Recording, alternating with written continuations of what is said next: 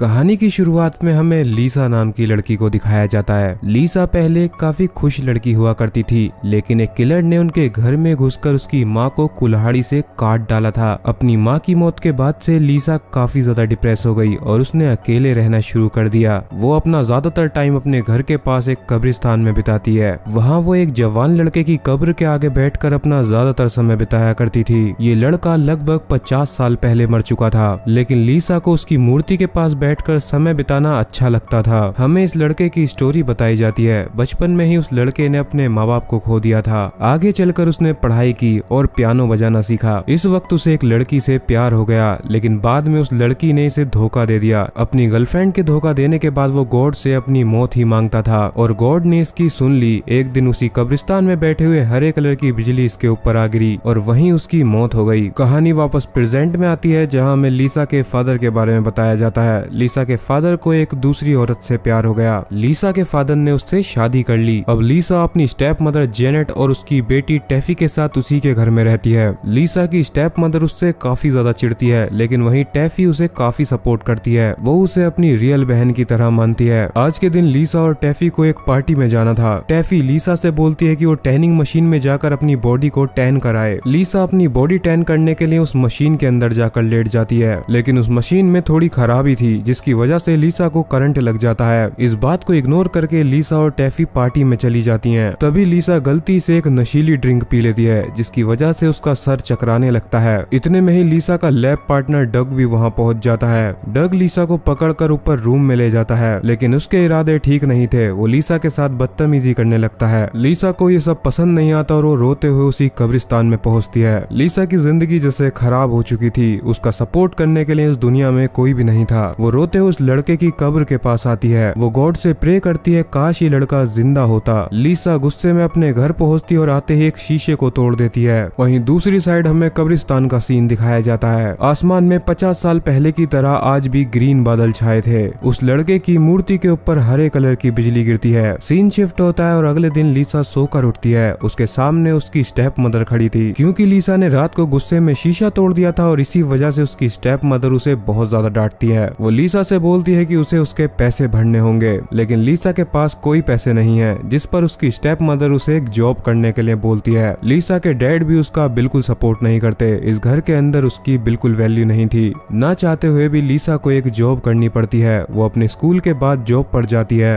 ताकि वो पैसे जमा करके शीशे का भुगतान कर सके। रात को लीसा थक कर घर पहुँचती है। वो घर पहुँचती है और देखती है वो तीनों लोग पिज्जा खा रहे थे, लेकिन उन्होंने लीसा के लिए कुछ भी नहीं छोड़ा था। यहाँ से हमें पता चलता है लीसा की जिंदगी बहुत ज्यादा बेकार है। वो तीनों लोग आज रात मूवी देखने के लिए जाने वाले थे। टेफी लीसा से भी अपने साथ चलने के लिए बोलती है, लेकिन लीसा उनके साथ जाने के लिए मना कर देती है। रात को लीसा अकेले ही घर में बैठकर ज़ोंबी की मूवी देखने लगती है। तभी अचानक से उसके घर के अंदर एक क्रिएचर घुस जाता है। वो देखने में एक ज़ोंबी लग रहा था। लीसा उसे देखकर काफी ज्यादा डर जाती है। लीसा उससे बचकर भागने लगती है और अपने घर की छत पर चढ़ जाती है, लेकिन उसका पैर फिसलता है और वो छत से नीचे गिरती है। बदकिस्मती से वो नीचे उसी क्रिएचर के ऊपर जा गिरती है। वो क्रिएचर लीसा के ऊपर हरे रंग की उल्टी करता है। लीसा अभी भी काफी डरी हुई थी और वो गार्डन में इधर उधर भागने लगती है। तभी उस क्रिएचर के ऊपर पानी गिर जाता है। तभी उस लड़के का चेहरा दिखता है। लीसा समझ जाती है वही कब्रिस्तान वाला लड़का है जिसकी मूर्ति के आगे बैठकर वो अक्सर रोया करती थी, लेकिन पता नहीं कैसे वो मुर्दा से जिंदा हो चुका है। उस क्रिएचर की जुबान कटी हुई थी, इसलिए वो बोल नहीं सकता था। वो लीसा को इशारों में समझाता है कि वो वही लड़का है जिसकी कब्र के आगे लीसा अक्सर बैठा करती थी। उस क्रिएचर के अंदर से काफी बुरी स्मेल आ रही होती है, इसीलिए लीसा उसे नहाने के लिए भेज देती है। वो नहाकर बाहर आता है और लीसा देखती है उसका एक हाथ भी नहीं है और साथ ही में उसका एक कान भी नहीं है। वो लीसा से इशारों में समझाता है कि उसके बॉडी पार्ट्स को उसे पूरा करना होगा, लेकिन इतने में ही उसकी फैमिली घर पहुंच जाती है। उसकी स्टेप मदर जब घर की हालत देखती है तो वो लीसा के ऊपर काफी ज्यादा गुस्सा करती है। वो उसके डैड से बोलती है कि लीसा पागल हो चुकी है और अब उसको पागल खाने भेजना होगा। लीसा रोते हुए अपने कमरे में आती है और रोते हुए सो जाती है। वहीं वो क्रिएचर लीसा की अलमारी में बैठकर सब कुछ देख रहा था।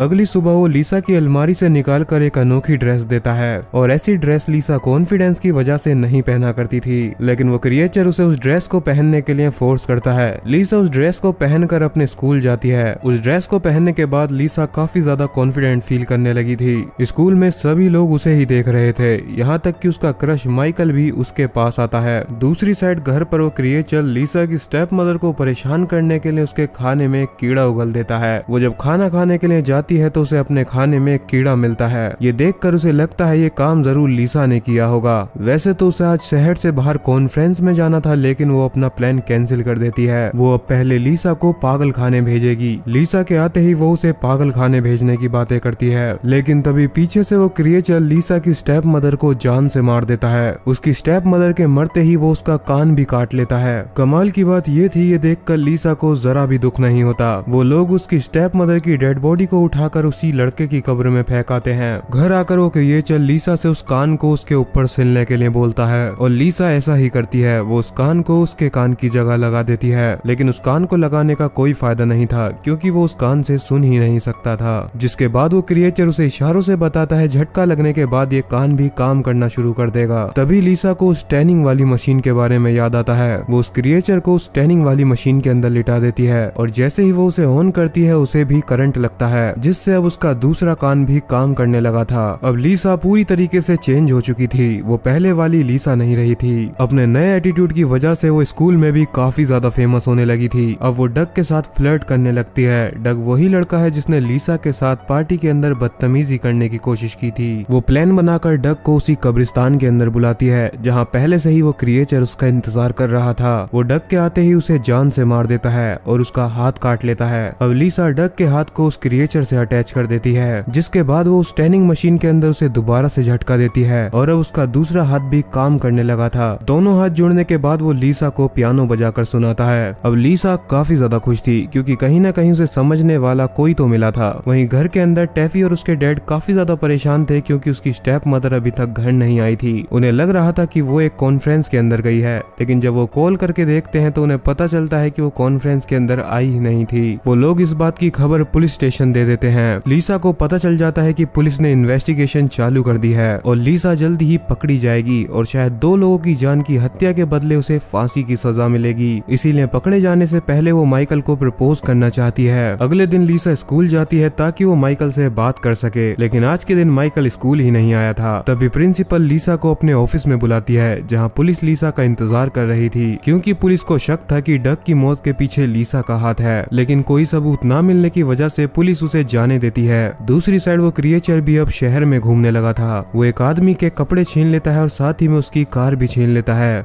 रास्ते में उसे लीसा मिल जाती है। लीसा उस कार के अंदर बैठती है और वो दोनों माइकल के घर की तरफ निकल जाते हैं। लीसा जब माइकल के घर पहुंचती है तो देखती है लीसा और टैफी साथ में थे, यानी कि लीसा की बहन टैफी भी उसे धोखा दे रही थी। इतने में ही वो क्रिएचर भी रूम के अंदर पहुंच जाता है। वो लीसा को परेशान देखकर माइकल के प्राइवेट पार्ट को अलग कर देता है। वो टैफी को भी मारने वाला होता है, लेकिन तभी लीसा उसे रोक लेती है। वो क्रिएचर सीधा कब्रिस्तान की ओर चला जाता है और लीसा भी उसके पीछे पीछे जाती है। लीसा समझ चुकी थी वो कहीं ना कहीं गलत कर रही है, इसीलिए आज वो उस क्रिएचर को मारने वाली थी। वो कुल्हाड़ी लेकर उसे मारने के लिए जाती है, लेकिन वो उसे मार नहीं पाती क्योंकि उसे अब उसी क्रिएचर से प्यार हो चुका था। वो दोनों घर पहुंचते हैं और वो माइकल के प्राइवेट पार्ट को भी उस क्रिएचर से जोड़ देती है। रात को वो दोनों इंटीमेट होते हैं और शादी कर लेते हैं, लेकिन तभी उनके घर के बाहर पुलिस पहुंच चुकी थी। शायद टैफी ने पुलिस को सब कुछ बता दिया था। लीसा के पास बचने का कोई रास्ता नहीं था, इसीलिए वो डिसाइड करती है वो भी मर जाएगी ताकि मरने के बाद वो क्रिएचर लीसा को जिंदा कर ले और वो दोनों खुशी खुशी साथ रहे। लीसा उसी टैनिंग मशीन के अंदर जाकर लेट जाती है और उसकी सेटिंग को मैक्स पर कर देती है, जिसके बाद उसे करंट लगता है और वो मर जाती है। लीसा के मरने के बाद उसके डैड और टैफी उसकी कब्र पर जाते हैं, लेकिन टैफी नोटिस करती है उसकी कब्र पे लिखा था मेरी प्यारी पत्नी। सीन शिफ्ट होता है और हमें दिखाया जाता है उसी क्रिएचर को। वो पार्क में बैठकर एक बुक पढ़ रहा था, यानी कि उसने किसी की जबान भी काट ली थी। वहीं हमें दिखाया जाता है उसकी गोदी में लीसा लेटी हुई थी। लीसा बुरी तरीके से जल चुकी थी, लेकिन उस क्रिएचर ने लीसा को दोबारा जिंदा कर लिया था। लीसा ने अपने अकेलेपन को दूर करने के लिए बहुत ही गलत रास्ता चुना, क्योंकि अब इस दुनिया के अंदर 2 मुर्दा लोग जिंदा घूम रहे हैं। वो कुछ दिनों के अंदर ही बहुत सारे क्राइम कर चुके हैं और आगे तो पता नहीं क्या क्या करेंगे। लेकिन इस पूरी कहानी में लीसा की कोई गलती नहीं थी, क्योंकि उसे ट्रीट ही इस तरीके से किया गया था। ऐसी और मूवीज को देखने के लिए आप हमारे चैनल को सब्सक्राइब कर सकते हो और हमें कमेंट में बता सकते हो लीसा की क्या गलती थी।